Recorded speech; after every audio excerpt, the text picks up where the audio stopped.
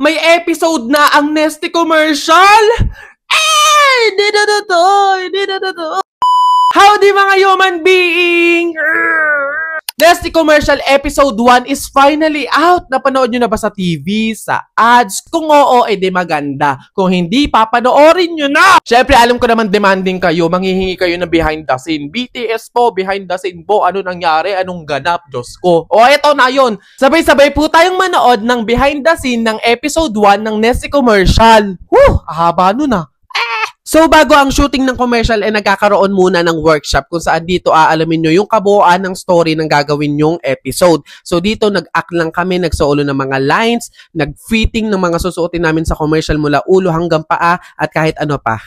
Kung tutok kayo sa Nesty commercial at Nesty family, kami-kami pa din yung gaganap doon. Same lang naman doon sa mga nauna naming commercial. Meron lang silang nadagdag, meron silang pasabog na Davao Konyo! Siya yung magiging boyfriend dito ng kapatid ko na si Miss Lottie. Sana all. Ba't ako wala? So, ayun nga. Welcome to the family! Welcome to the family! So, ayun, shooting day na ng commercial. Ito yung mga dadalhin ko. 2-day shoot lang naman siya. So, feeling ko carry na to. As usual, maaga ang call time. 3:30 ng madaling araw. At eto ako, gising na ng alauna. Kailangan ko magreklamo, magmaktol kasi talagang tinatamad akong bumangon na madaling araw. Pero syempre, masaya ako kapag may shoot kasi ang saya niya. Happy, pagod, ganun. Then, ayun, dumating na yung aming magiging service for today. Ito din yung gagamiting pansundo sa iba pang talent gaya ni na Daddy Robbie and Mommy Dory Neal. Ang lakas maka-feeling artista talaga kapag nakasakay ka sa mga ganitong van. Kaya naman talagang sinulit ko na, nilubos ko na, nag-atake ako, nag-video, nag-picture, lahat na dahil minsan lang to. On the way na kami sa location, imagine nagbiyahe kami simula madaling araw, madilim pa hanggang sa inabot na kami ng umaga. Kasi from Cavite pa kami tapos ang location namin is sa Quezon City. So ayan mga human being, by 6 AM nakarating na rin kami sa location kung saan dito isushoot yung first episode ng Nesty commercial. Then dito naman yung magiging tent namin, kasama namin dito yung wardrobe team, hairstylist, makeup artist, at kaming mga talent. Sa mga curious ko anong CR na ginagamit sa mga shooting o ganito yun, malinis at maayos naman siya. Bago mag-start ang shooting, kumain muna kaming lahat dito. Kailangan kasi talagang busog ka dito, full energy kasi talagang hindi mo alam kung anong oras matatapos, may mababago, may mapapalitan, iba't ibang shot, iba't ibang angle, kaya talagang kailangan matibay ang sikmura mo dito. Ayan na, nag-ayos na din yung makeup artist, yung stylist, pati na din yung wardrobe team. Then ayan, may go signal na kami, inaayusan na kaming mga talent, mini-makeupan na kami. Ayun, ganun pa din naman, fresh look, no makeup look pa din yung atake namin sa commercial na to, sa episode na to ng Nesty.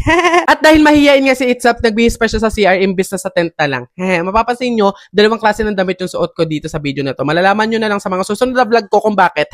Secret! Then ayan, ready na kami, andito na kami sa set. Ito yung setup na magiging bahay namin sa episode na to. Ayan, kita nyo, may iba't ibang props. Meron din mga food na nakabalot para naman safe at pwede namin kainin kapag rolling na. Syempre, hindi mawawala yung Nesty.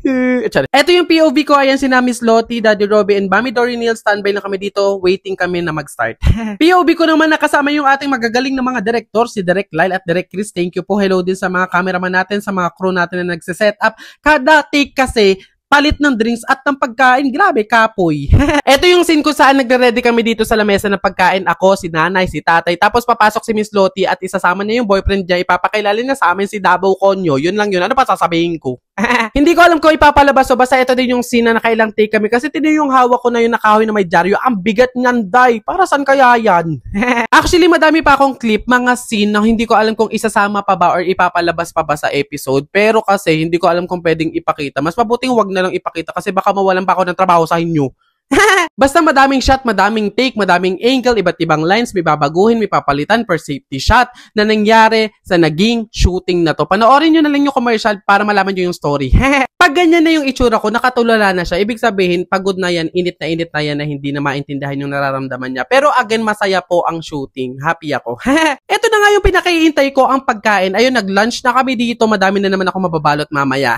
Tapos ito na nga, nakasama ako sa nonchalant interview ni Miss Lottie kasama si Davao Konyo. Tapos ayun, hindi ko alam kung i-upload niya to kasi wala naman akong kwentang nasabi doon. Pero Miss Lottie, iniintay ko talaga. Pa-consider naman ako. Oh, diba? Ang galing, ang saya. Gusto niyo ba ng madami pang episode? Malamang susupport kayo o mag-Nesty kayo araw-araw. What if kung napanood nyo, itag nyo ko sa IG? Napanood nyo sa TV, sa ads? E di videohan nyo tapos itag nyo ko para ma-restore ko. Ganon. Uso yun. Ayun lang, thank you for watching. Don't forget to watch my other video content. Send and receive good vibes. More episode to come.